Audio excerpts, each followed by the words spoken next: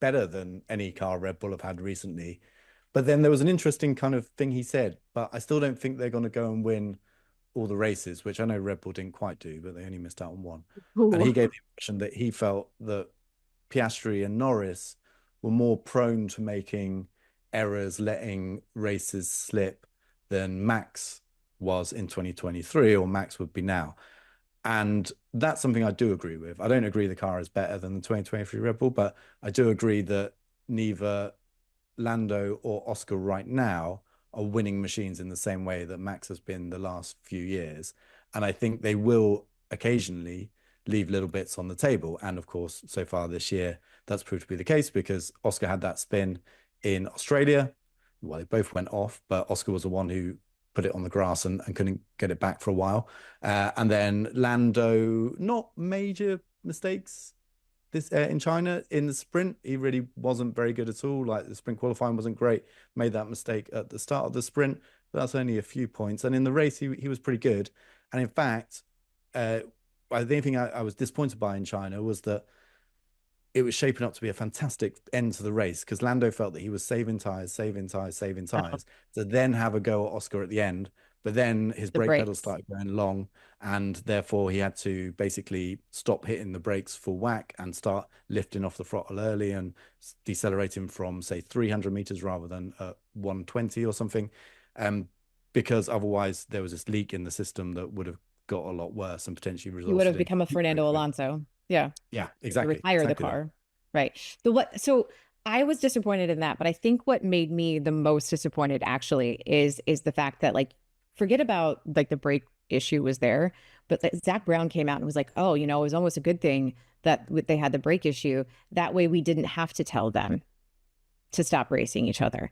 And like this is a team that all along has been like, oh no papaya rules. We're gonna like, make sure that they have the ability to race each other. But like, no, the real answer to that is that's not gonna happen because they were telling Oscar to back off of Lando like in the middle of the Australian Grand Prix when he was gaining on him. And then Zach came out and said it. So how is this just like a week by week basis? Like whoever goes out and does better in qualifying, you're the preferred driver this week, and we're going to support that driver. Like, how are they doing this? So McLaren claim it's really a lap by lap basis. I mean, they defended the incident that happened in Australia by saying that they happened to be coming up against lap cars. There was a dry line and a wet line, and they just didn't want to risk it. Can you Um, hear my eyes rolling? Can you see them rolling? yeah, yeah. It will be interesting to see whether that plays out, throughout the year and whether they do it again. I think the other thing with McLaren is that these seasons where you have a big advantage over the rest of the field don't come along very often, and they certainly haven't happened for McLaren for a very long time. So there's this eagerness within the team not to throw something away because a rivalry develops between their drivers. I think that rivalry is inevitable, Sure. even if they keep putting these orders in. I think at some point the drivers are going to ignore it once it gets to a really, spicy point of the season. Um, because they, of course, are also in that position where you never know when you're going to have your next championship winning car, especially with the regulation change next year. There's no guarantee that McLaren can roll this over into another season. Of course, engine change next year. They're still going to have Mercedes engines, so Mercedes is going to be able to develop their engine and their chassis and their aerodynamics more closely together than McLaren will. I think there's a concern at McLaren that this is the one really good shot that might not be replicated, for the next few years. And so that is a very good reason for them to really play it safe.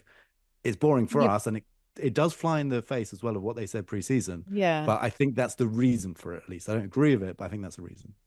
Is it? I mean, I think we all came into the season talking about, forget about the Ferrari cars, but when it came to the McLaren, I think we all came into the season looking instantly at Lando as their championship contender. And that's almost not a knock at Oscar because Oscar is a race winning driver, obviously. But the maturity, the chance to develop, having been there, done that, at least in terms of like being in the title fight, it just made more sense to look at Lando and be like, yes, Lando is the one. Why not Oscar? Why not? Why can't he be the one to win the championship for McLaren? I think he can be. Like, I absolutely think he can be.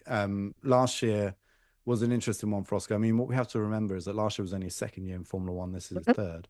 So there's that. But last year was an interesting one because at times he looked like the faster driver. He also looked like the more confident driver. He looked like the more aggressive driver. But it was only at times. And over the majority of the season, Lando was the better driver, the better all-round driver. My gut feeling, even with what happened in China, is that over the course of the year, Lando's experience and ability will play out. But if Oscar can stay in touch through the first half of the year, I think when the pressure goes on, Oscar might be able to deal with it better. And that could create a really interesting final, like 10 races, 5 races or so, if it remains close. I think Lando's best strategy, I mean, as if he's not trying anyway, but Lando's best hope of winning this championship is to put a lot of gap between him and Oscar at the moment. He did that in Australia, but of course it swung back in China. Um, I think if that starts to happen, we will really learn what Lando learned last season about himself. And he talked about it at the end of last season. Like sometimes you have to be in that situation where you're fighting for a championship and you lose a championship to know what it takes to win a championship. And I think a lot of drivers who have been in that situation before will tell you that, not just F1 drivers, like drivers in any other form of motorsports. And I think sometimes that happens just in sports too. The team that's like so close, it takes something to like push them over the edge. And you learn something. Like you said, you learn more from the races you lose. You really do learn a lot about your team, yourself, your driving style, all of those things, like when you do lose a championship. And I think if that does come down to the situation where it is a Lando versus Oscar situation, we're really going to learn about Lando and what he learned last year and how much he's able to apply that growth and maturity to a new season, a new situation.